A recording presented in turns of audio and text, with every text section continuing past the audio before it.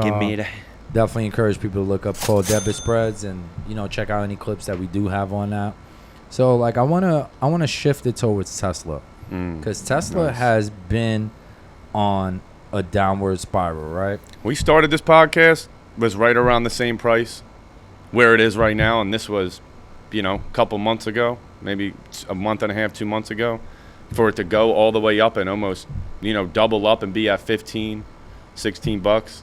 So to then have a crazy week and be all the way back down there $8 something, right? Yeah. So where's it at? $8 right now? So look at it right now, right?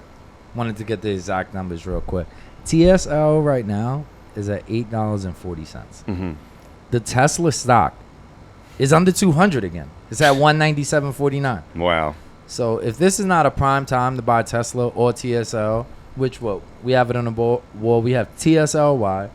We have TSLA here, and then we have TSLL. These are like prime positions first, just prime company. I believe Tesla is going to be over $300 within the next 12 months, which is a 50% increase in the underlying asset and over 100% increase on the 2x leverage TSL one.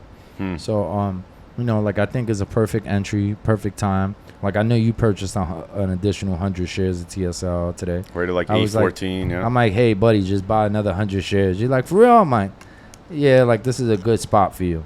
And you were all for it. You're like, yeah. I mean, you hear a good Tony, idea.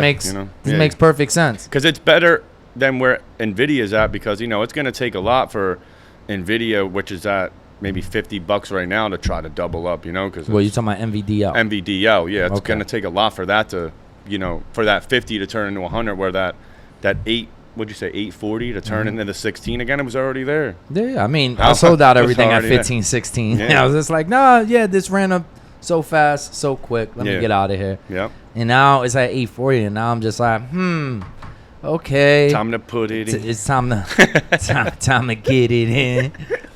But it's a perfect time to buy TSL. If you haven't bought Tesla or been thinking about buying Tesla or thinking about buying TSL, I would strongly encourage you to look at both of these underlying assets.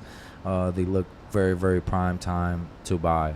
And the RSIs are very, very low, which means that it's oversold, right? Mm-hmm.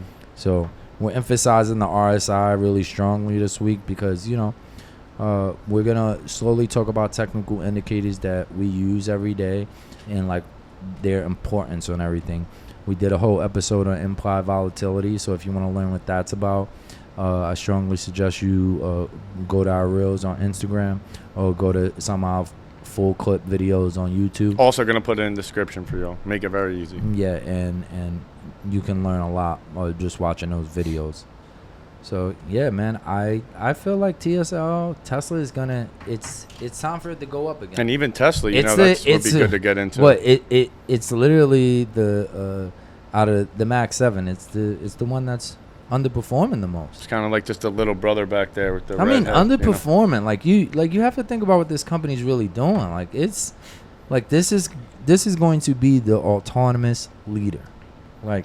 It's really that company. Elon Musk is really that guy. He has so much controversy behind him. That's why people, they want to play it off. Like it's kind of like a big elephant in the room. You're just like, you can only hide that guy and his accomplishments and what he's doing for so long until it's just going to be so in your face that the stock price is going to match really all the work that they're putting in. I personally think that, even though people are like, hey, the Tesla business is, it's performing well, but the stock is still overpriced. Listen.